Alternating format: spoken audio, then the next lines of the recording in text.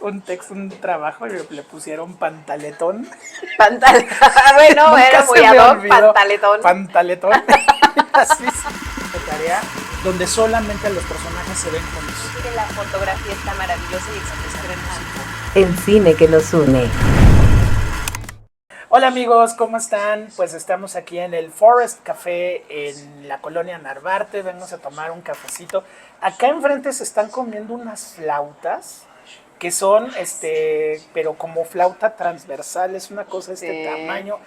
Se ven muy ricas y bueno, es un lugar muy, muy agradable aquí en la colonia Narvarte. Y pues aquí estamos como siempre con ustedes para continuar en las vacaciones, muy, muy fresca mi querida Cris. Ay, es que Urias. hace calorcito, Yo aquí de ¿cómo Tortugas están? Ninja, aquí para los fans.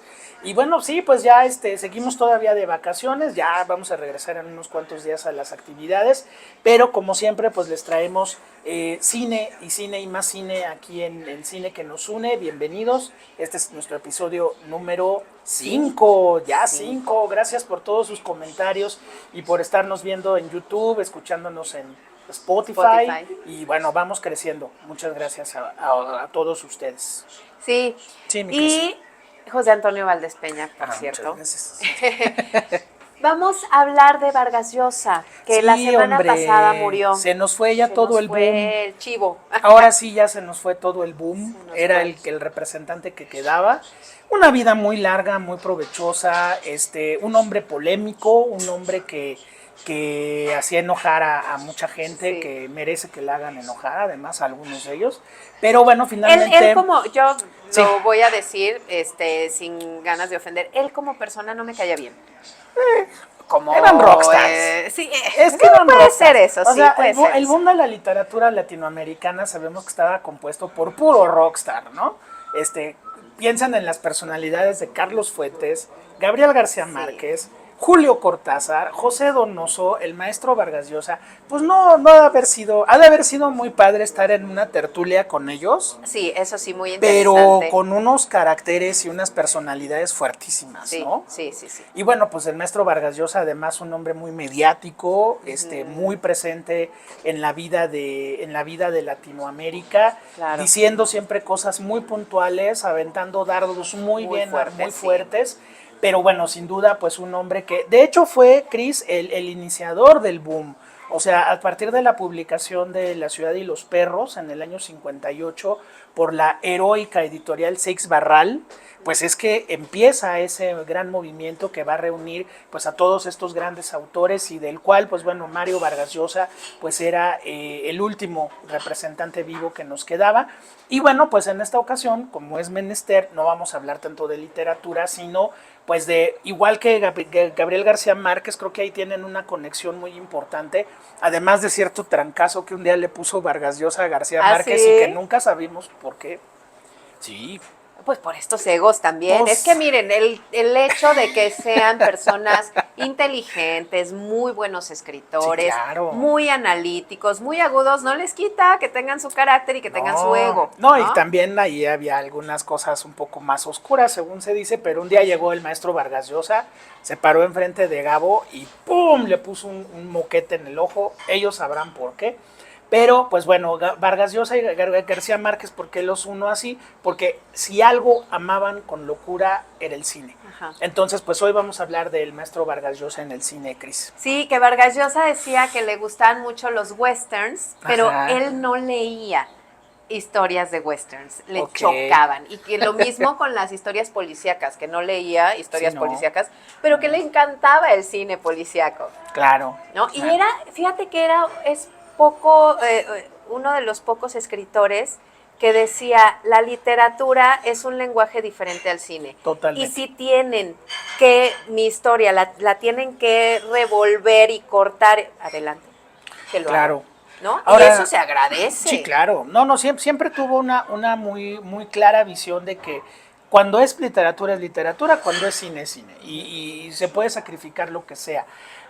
Vargas Llosa, Mario Vargas Llosa en algún momento coqueteó con la dirección de cine. De hecho, la primera versión de Pantaleón y las visitadoras es dirigida por él, con regular fortuna, porque pues bueno, finalmente era un experimento, pero sí tiene, por ejemplo, familiares que hacen buen cine, por ejemplo, Luis Llosa, que es su sobrino, y otra sobrina que se llama Claudia Llosa, que nos dejó una película muy bonita de lo mejor del cine peruano contemporáneo que se llama La teta asustada, no sé si la viste, que es la historia de una chica que sufre de un trauma generacional por ser de estas mujeres indígenas que fueron brutalizadas por Sendero Luminoso y por el ejército peruano, y tiene la famosa teta asustada, que es como una imposibilidad de embarazarse.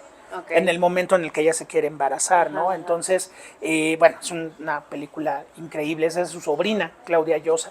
Ahora, bueno, Mario Vargas Llosa, pues vamos a tocar algunas, hay poquitas, 4 adaptaciones interesantes de su obra para que veamos, sobre todo, pues a partir de ahí, temas, obsesiones que lo hacen un autor tan importante, Cris. El cine que nos une. Y bueno, empezamos ya que la mencionaste con Pantaleón y las visitadoras. Las visitadoras. Le conté una anécdota aquí a Cris, pero muy tonta. No, Pantaleón y las visitadoras, pues bueno, habla de esta visión que tiene Vargas Llosa de su país, un país que siempre él retrató de una forma imperfecta, a veces muy salvaje y muy brutal, pero donde no deja de haber cierto sentido del humor y bueno, un humor muy latinoamericano, ¿no? Hay 2 versiones de Pantaleón y las visitadoras, la que dirigió Vargas Llosa en los 70 y una versión en los 2000 que hizo Francisco Lombardi, que vamos a hablar de él en varias adaptaciones. Lombardi es algo así como el Arturo Ripstein del cine peruano, es el director de mayor trayectoria, de mayor solidez, y ha trabajado mucho con Vargas Llosa. Entonces, pues bueno, Pantaleón y las visitadoras es la historia de un destacamento militar en Perú que se mete a la selva amazónica. Pues bueno, estás entre malaria, entre calor, entre fieras, tribus que de repente atacan y cosas así. Y entonces, bueno, Pantaleón, que es uno de los soldados, pues de repente tiene la iniciativa de decirle al comandante, oiga, comandante, ¿y si nos traemos unas trabajadoras sexuales para que amenicen las tardes de los compañeros? Y pues que le dicen que sí. Entonces Pantaleón es el que gestiona que un grupo de trabajadoras sexuales de un pueblo cercano lleguen a la selva, hagan lo que tienen que hacer, los soldados estén de mejor humor, las cosas salgan mejor, y Pantaleón pues se pone una estrellota como por su proactividad, ¿no? Obviamente estamos hablando de una historia total y absolutamente machista, de lo más machista que se puede hablar, pero bueno, finalmente, pues Vargas Llosa retrataba Latinoamérica. Y además, ¿no? utilizaba mucho el sarcasmo, sí, también, claro, esta doble moral, la corrupción. Claro. O sea, sí había ahí también una denuncia con todo, y que es una historia chistosona. Sí. ¿no? Y como dices, del humor de este latinoamericano, claro. A mí me parecía un poco, no sé por qué, como de este humor de Chespirito. Ok. Así la sentía yo, la película, ¿eh? Sí. El libro me gustó más que la película, de hecho. La película sí. La sentía así. La película no sé, como que se quiere hacer un poco la comedia a fuerzas. Sí, y ahí es donde no funciona. Y luego, por ejemplo, Pantaleón se enamora de una de las chicas. Y eso también en la película de repente pesa mucho más que en el libro, que no tiene tanta importancia. Ajá. Entonces, bueno, ahí está Pantaleón y las visitadoras, que sin duda es una de las novelas más exitosas de Vargas Llosa. Pues hay 2 versiones, la de los 70 que dirigió Vargas Llosa y la de los 2000 que dirigió Francisco Lombardi. Muy bien, un poco en tono de comedia chusca a veces, pero pues bueno, es una historia muy, muy, muy latinoamericana en muchos sentidos. Sí. El cine que nos une. Bueno, tenemos otra película que se llama Los Cachorros, que ese es un contexto diferente. Esa sí es película mexicana. Película mexicana, adaptación en los años 70 de Luis Carrión y del maestro queridísimo Jorge Fons, sobre la novela homónima de Vargas Llosa, donde pues bueno, aquí se toca un tema particularmente sensible, y cuando digo sensible lleva también un chanfle importante, porque pues es una visión de la masculinidad latinoamericana enfrentada a la tragedia. En este caso, sin contar mayores spoilers, porque es el inicio de la película y de la novela, estamos en un colegio, estos internados para niños, donde Vargas Llosa estuvo desde su infancia y su adolescencia. Su adolescencia es la Ciudad de los Perros, ese internado, ese colegio militar Leoncio Prado, allá en Lima. Y entonces, pues en este internado, de repente los niños hacen su labor de educación física, se meten a bañar a las regaderas entre todos, y de pronto se suelta un perro, que es el perro que cuida el lugar, y el perro ataca a uno de los niños y le arranca los testículos.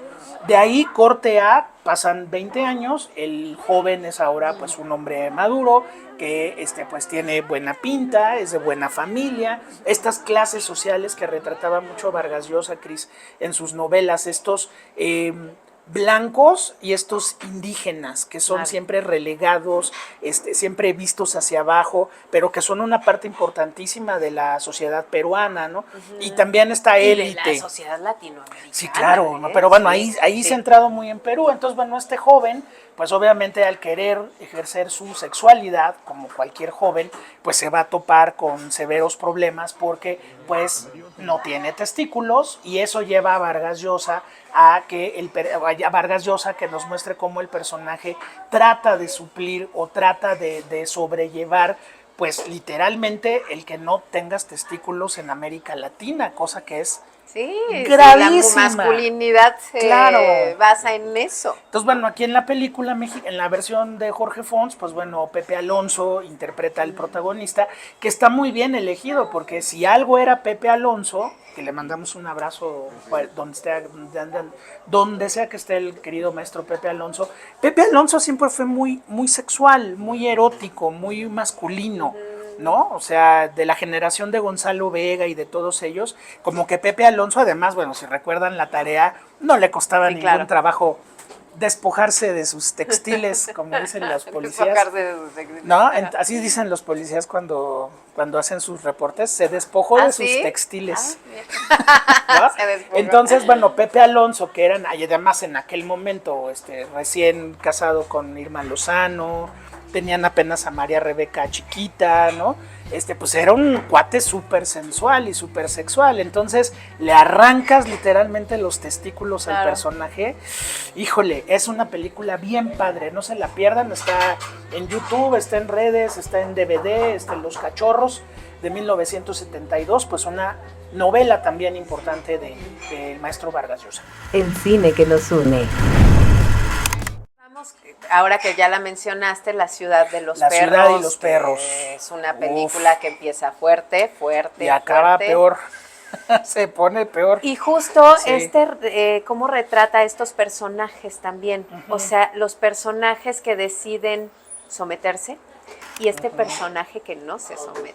Claro, es una novela extraordinaria, es de lo mejor de la novela latinoamericana de todos los tiempos. Y la película, afortunadamente, hay una gran versión que se filma en Perú en el 85, dirigida por Francisco Lombardi, con guión de Vargas Llosa, y eso hay que reconocérselo porque hay en la novela descripciones y acciones mucho más terribles de las que vemos, y sin embargo Vargas Llosa tiene el buen tino de decir, esto no importa, vámonos a centrarnos en esto.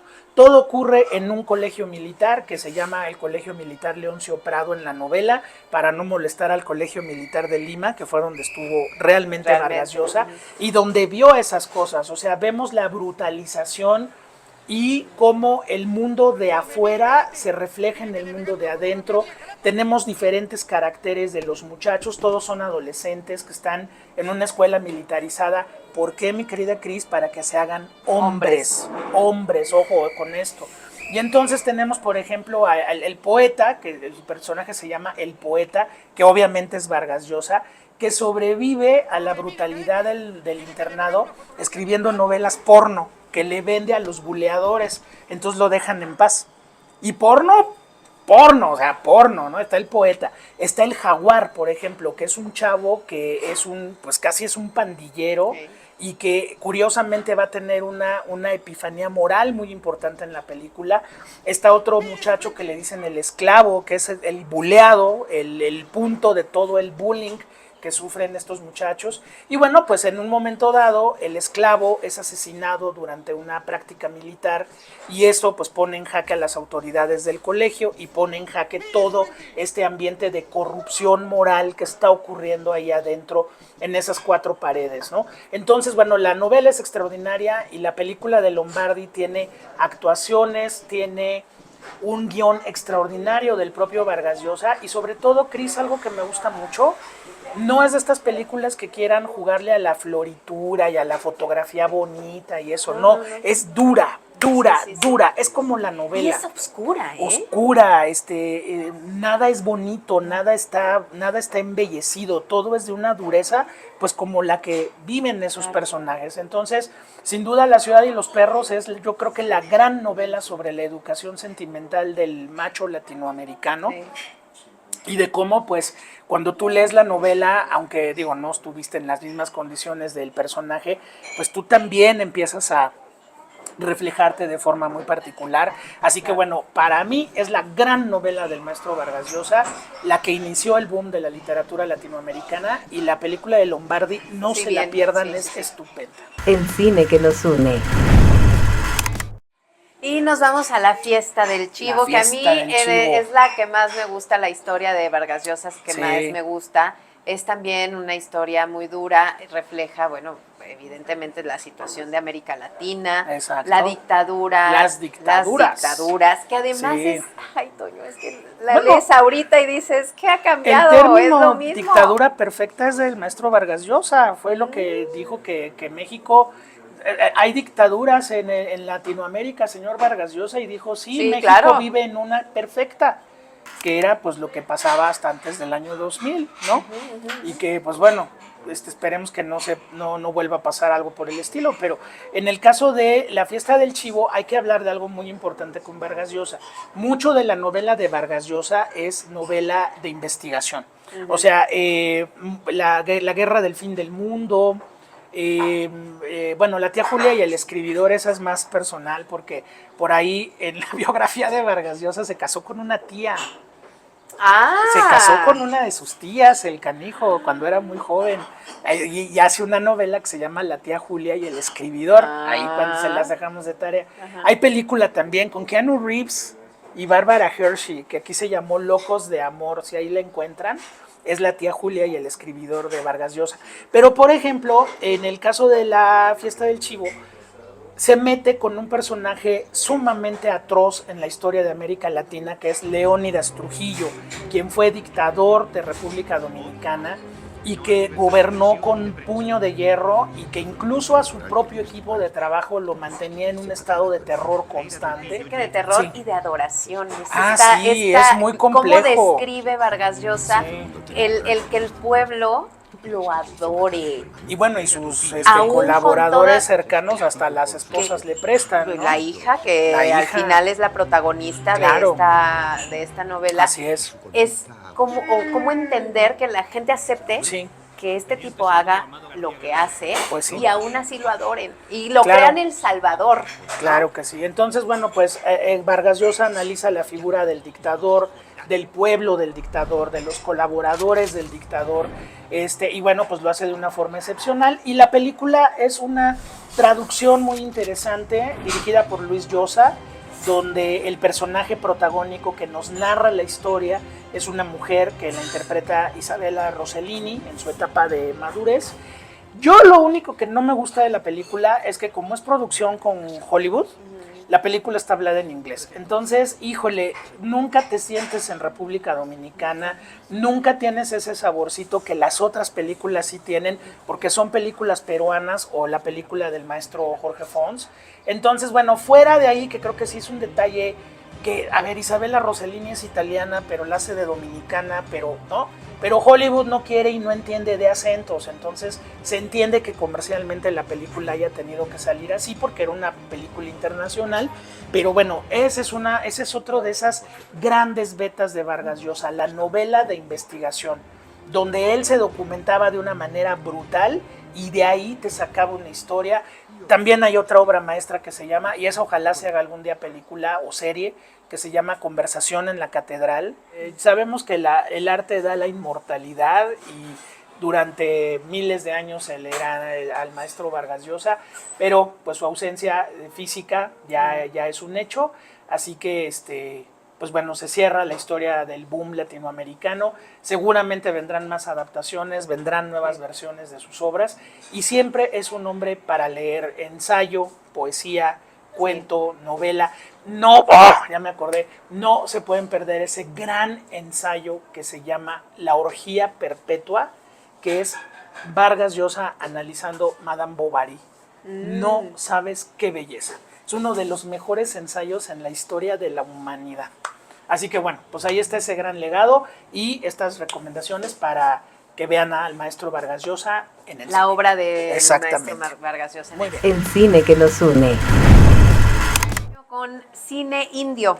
Cine indio, porque recientemente se estrenó en nuestro país una película llamada La luz que imaginamos, de la directora... Que se me hizo muy raro que estuviera ya en cartelera y en cartelera de cine comercial, ¿eh? Sí, estuvo en la muestra de la Cineteca en noviembre del año pasado, le fue muy bien. Y pues bueno, le hicieron un lanzamiento grande, cosa que me da mucho gusto porque, pues bueno, la India tiene algo en particular, amigos, que es... No es un país que necesite del mundo para nada en el sentido cinematográfico. Producen 2.500 películas al año, pero todas son de mercado interno. O sea, piensen en cómo es el territorio de la India. Hay cine para los de Mumbai, para los de Bengala, para los de Nueva Delhi, para los de Calcuta. Hay en todos los idiomas, religiones, géneros, temas posibles. Y dicen, pues nosotros aquí nos acomodamos, terminamos, es una industria muy fuerte. Terminamos nuestro negocio en el mercado interno y no tenemos interés ninguno de que vengan allá. Claro, sí se exhiben los Vengadores y todo lo que Hollywood manda se exhibe, pero pues bueno, estamos hablando de gente que sí cuida mucho su cultura, que eso es algo muy importante, y por otro lado, la concepción que tienen del cine es muy diferente a la nuestra. Primera, estamos hablando de cines que tienen capacidad para 5,000 espectadores. Es que es la cantidad de gente también. Claro. 2, la gente va muchas horas al cine por una cuestión bien humana que se llama aire acondicionado. Por eso van tantas horas al cine. Por eso las películas de Bollywood duran hasta 5 o 6 horas. La gente va en un periodo largo y Rodrigo Murray, que se casó con una joven de por allá, dice que un día fue al cine, un día que fue a ver a los suegros a Nueva Delhi y que de pronto fueron a ver una película de Bollywood, te venden comida en el cine, eso es un día de campo de 6 horas y que de pronto empezó una rola y que las 5,000 personas se pusieron a bailar. Es que además todo el cine de Bollywood es música y los bailecitos acá, y se disparan y otra vez así, se dan un beso. No, los besos y el sexo y los desnudos están prohibidos en el cine de la India, pero los bailes y bailan padrísimo y hacen unas cosas increíbles. Bueno, pero no vamos a hablar del cine de Bollywood, hay otro cine que precisamente a él pertenece La luz que imaginamos. Y pues los vamos a invitar, como hemos hecho en algunas otras ocasiones, pues a un pequeño viajecito por el cine de la India que nos gusta. La India no lanza más de 2 o 3 películas a festivales al año porque de verdad no les importamos. Entonces lanzan 1 o 2 películas, algunas son y han sido muy exitosas y muy buenas, otras pues las vemos con muchos años de diferencia, pero pues vamos a hacer un viajecito por el cine de la India. ¿Cómo ves? Ok. A ver, oye, y esto también de no abrirse tanto hacia afuera, tendrá que ver con sus tradiciones que también son cultura, claro. Son muy cerrados, muy celosos de su cultura y muy celosos de representarla como se debe. Y por ejemplo, no les hace nadita de gracia Apu en Los Simpson. No les hace nadita de gracia. ¿No? Entonces, claro, lo pusieron... Es una crítica ahí, o sea, sí duele, yo creo que sí duele. Ay, pero es lindo, el Apu es lindo. Sí. También Kutrapali de Big Bang Theory. Tampoco les encanta. No, porque pues ellos sí se lo toman en serio, ¿no? Claro. O sea, el que tus papás te estén arreglando un matrimonio, no es cosa de chiste en la India. En The Big Bang Theory todo el mundo dice, ay, qué chistoso. No es chistoso. Así que bueno, vamos a hacer un recorrido por esas películas indias que han marcado la historia de este cine y que, pues bueno, no son Bollywood, si quieren luego hacemos un especial de Bollywood, pero no, esta es otra cosa muy distinta. Estrenos. Empezamos por La luz que imaginamos. La luz que imaginamos. Que ahora está en cartelera Sí. y que habla precisamente de este tema de la dote, de los matrimonios mujeres, arreglados, de la violencia ejercida con socialmente, contra las mujeres. Sí, socialmente, o sea, a nadie le pegan en la película, así físicamente, pero los golpes que dan estas tradiciones que, a ver, primero, bueno, tenemos una directora que viene del mundo del documental, que es Payal Kapadia, es una escuincla de 39 años que ya estuvo nominada al Globo de Oro de Mejor Dirección, ganó el Gran Premio del Jurado del Festival de Cannes el año pasado, precisamente por La luz que imaginamos, y bueno, nos vamos a Mumbai, esta ciudad caótica, enorme, donde como muchas ciudades grandes del mundo llegan miles de personas de las provincias a trabajar y dejan a las familias en lugares lejanísimos. Y bueno, pues la historia se centra en dos personajes. Una de ellas es una mujer, debe tener unos 35 años, muy taciturna, muy retraída, es enfermera, es decir, tiene una formación profesional, mete a los internos a los programas para que se eduquen como médicos, pero hay algo ahí en su pasado, o más bien en su presente, que no está del todo cerrado, con un marido que aparentemente está en Alemania, que se tuvo que ir como migrante. Ella es una. Por el otro lado tenemos a una jovencita que es asistente, que hace su chamba con harta flojera ahí como en una clínica del Seguro Social en Mumbai, ¿no? Le echa la mano también a algunas otras mujeres. Hay una escena en la que una mujer llega y le dice, tengo 22 años, tengo 4 hijos. O sea, imagínate a qué hora empezó. Sí. Dice, y mi marido no se quiere hacer la vasectomía porque dice que va a dejar de ser hombre. Entonces, bajita la mano, la otra chica le dice... Y que además no es de que ella diga, bueno, no te haces la vasectomía, entonces cero, ¿no? Ahí no. O sea, ahí hasta violaciones. Y entonces, pues nuestra amiga le dice, mira este papel, aquí está lo que necesitas, y le deja una tira de pastillas del día siguiente. Dice, porque si no, no se va a poder. Entonces, bueno, esta chica resulta que el drama que vive es que tiene un noviecito. Primer drama. No tienen para un hotel, no tienen para estar donde poder estar juntos íntimamente, entonces le andan buscando por ahí en las canchas de básquet y donde se puede, ahí en las sombritas. Hay una escena preciosa donde los dos están en plena pasión en la calle y les cae una lluvia que los moja terriblemente. Drama 1, drama 2, él es musulmán. Y su familia se va a parar de pestañas. Claro. Entonces, estas dos mujeres nos van contando sus historias y de pronto una tercera la despojan de su departamento porque es viuda y como el marido fue quien hizo el trato, pues no hay trato. Y entonces a esta mujer la corren de su departamento, renuncia al hospital y se va a vivir a un lugar, haz de cuenta Tecolutla, en la India, ¿no? O sea, una playa virgen, una playa no comercializada, una cosa así. Y entonces pues dicen, pues te ayudamos, te llevamos a tu casa, te acompañamos a tu casa. Y ya estando en esa playa, ya estando en ese lugar, las tres mujeres van resolviendo sus problemas. Entonces, bueno, lo que hizo Payal Kapadia es hacer el retrato pues de mujeres que en el 2025 están bajo unas normas sociales todavía muy estrictas. Por ejemplo, la primera protagonista, hay un galán que se le acerca y le hace poemas y le lleva flores y le hace de comer, pero hay un marido ahí atorado en la historia que ella no se puede zafar, ¿no? Y por el otro lado, pues la otra chica tiene un novio musulmán al que adora, pero el novio musulmán también le dice, si me vas a venir a ver te tienes que traer tu burka, ¿no? Y luego la otra señora, por ser viuda y porque el marido fue quien hizo el trato, pues la sacan de su departamento.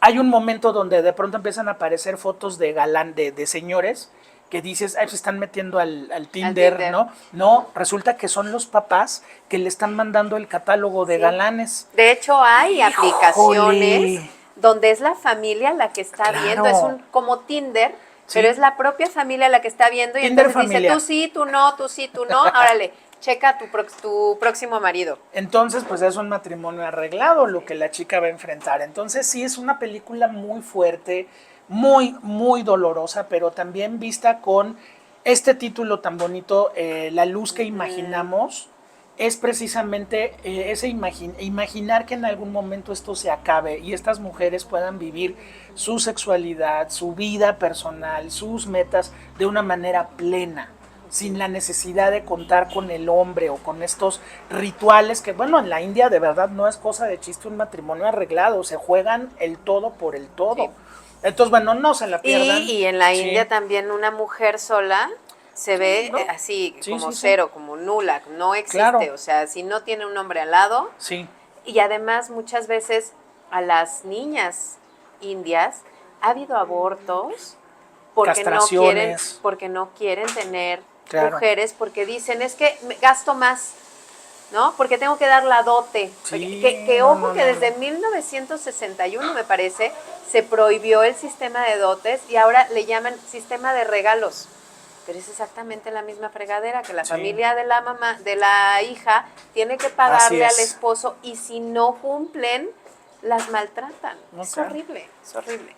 Y todavía en esta época. Pues ahí está Payal Capadia con La luz que imaginamos. También no hay mucha diferencia con algunas mujeres mexicanas que uno empieza a pensar en ellas cuando ve uno la película, por lo tanto es un tema universal y que tenemos que resolver entre todos. El cine que nos une.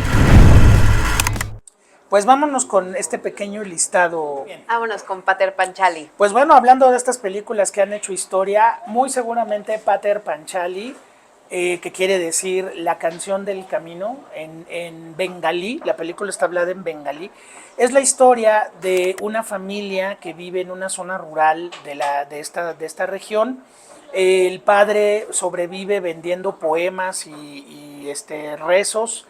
La madre se tiene que fletar a cuidar a los dos hijos, el más pequeño es Apu, y Apu, como si fuera Mowgli del libro de la selva, nos va contando este mundo que, pues bueno, su director, Satyajit Ray, se inspiró mucho en el neorrealismo italiano. Dice que a partir de que vio Ladrones de bicicletas, se le ocurre, él estaba trabajando en Londres, se le ocurre regresar a su país y bueno, pues producir una película que se tardó 3 años en terminarse y que finalmente pues es una especie de neorrealismo indio que abrió al cine de la India para el mundo entero. Seguramente Pater Panchali en el 55 fue la primera película que muchos humanos vieron de la India en su vida. Y bueno, es el inicio de una trilogía, la famosa trilogía de Apu, que es Pater Panchali, luego vino Aparajito y luego vino El mundo de Apu, donde te cuentan la historia del personaje, primero en su infancia, luego en su adolescencia y luego como un hombre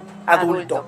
Bellísimas películas las tres, y bueno, el Satyajit Ray es la piedra angular sobre la que descansa el cine de la India, sin duda. ¿Qué hace que estas películas sean más internacionales y no se queden tanto en lo...?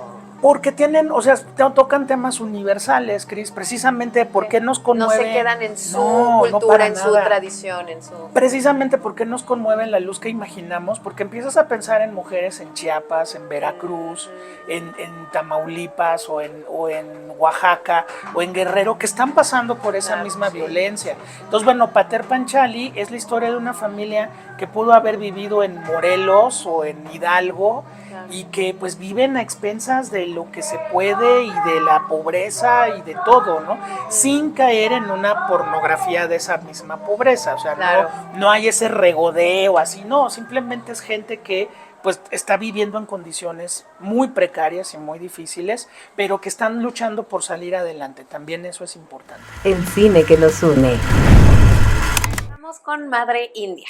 Madre India, bueno, pues para todos aquellos que les gustan los melodramas al estilo Marga López, Sara García y etcétera, ahí es donde hablamos de esa universalidad que tiene el cine de la India, o sea, una película de 3 horas donde una mamá queda viuda, bueno, una mujer queda viuda y tiene que sacar adelante a una runfla de hijos desagradecidos y horrorosos en la Nueva Delhi de los años 50. Bueno, pues es un melodrama universal y es la historia de millones de mujeres en el mundo y bueno, una película que fue muy exitosa. En 1958 fue su estreno, en México duró 1 año en cartelera en el Cine Teresa que pues sí me imagino a las mamás llorando a lágrimas viendo a esta mujer. Codeando al hijo, sí, ¿ves? claro, ¿ves?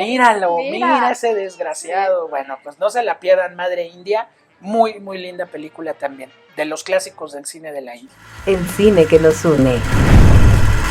Y Salaam Bombay. Bueno, aquí hay algo bien interesante. Hablábamos al principio del programa, bueno, a la mitad del programa, de Payal Kapadia, que es la directora de La Luz que Imaginamos. Bueno, también ha habido otras mujeres directoras del cine de la India, como Mira Nair, una mujer que nació en Bombay, que ahora se llama Mumbai, la ciudad.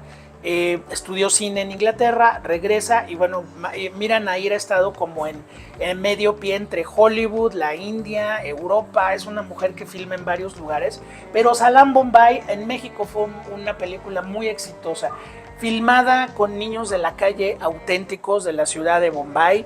La historia de un chiquito que se llama Krishna, que sobrevive vendiendo tés chais en la calle, y cómo, bueno, pues tiene amiguitas de este grupo de niños que viven en situación vulnerable, que se tienen que prostituir, que son vendidas a como carne de cañón, en fin, una película muy dura que mostró una sensibilidad muy interesante de Mira Nair, y una directora exitosísima realmente, que con esta película se gana la Cámara de Oro del Festival de Cannes, la mejor ópera prima, y pues sí, fue el inicio de una carrera internacional bien interesante de esta directora.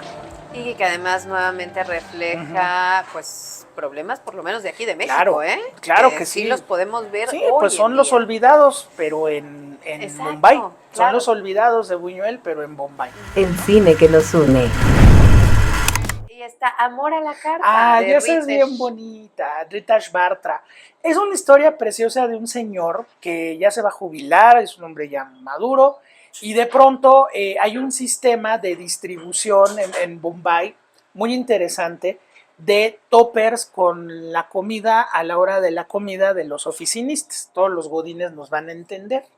Y entonces este señor pues empieza a recibir sus toppers, pero con una comida distinta, que sabe muy rico, mucho mejor que la que él prepara, porque él vive solo. Y entonces, a través de pequeños recados y a través de la comida, se va enamorando de la mujer que está cocinando eso, que cree que le está mandando la comida a su marido, pero por este error le llega a este otro señor. Okay. Es una película preciosa, Amor a la Carta, no se la pierdan. Además, es un viaje muy, muy modesto, pero es un viaje por la gastronomía de este país, que comen unas cosas riquísimas, algunas, sí, algunas no tantas. No, hay una especia que tiene curry. El curry, ¿cómo no? El curry es épico, pero bueno. No, pero no era el curry, yo comí una especia. En particular son fuertes, son sabores fuertes. Sí, que no. Pero bueno, aquí el amor se da a través de la comida, entonces una película muy padre. Amor a la Carta, no se la pierdan. El cine que nos une. También la última función de cine. Sí, antes de La Luz que Imaginamos, pues esta fue la película india que nos trajo la Cineteca Nacional en una muestra internacional de cine. El director se llama Pan Nalin y es una especie de versión, y tiene que ver con nuestro primer episodio, Cris, porque es como Cinema Paradiso, pero en la India. La historia de un niño de la calle que descubre el cine, se enamora del cine, se quiere volver proyeccionista, y bueno, pues todo eso lleva a una reflexión muy padre sobre cómo el cine te puede cambiar la vida en tantos motivos. Nota triste, el protagonista, que era un niño de la calle auténtico, fue asesinado a mediados del 2024. Entonces, bueno, pues ahora que puedan ver la película, que se llama así, La Última Función de Cine, pues ahí pueden ver a este joven protagonista que le echó muchas ganas, pues en su única película, porque ya no hubo oportunidad de más.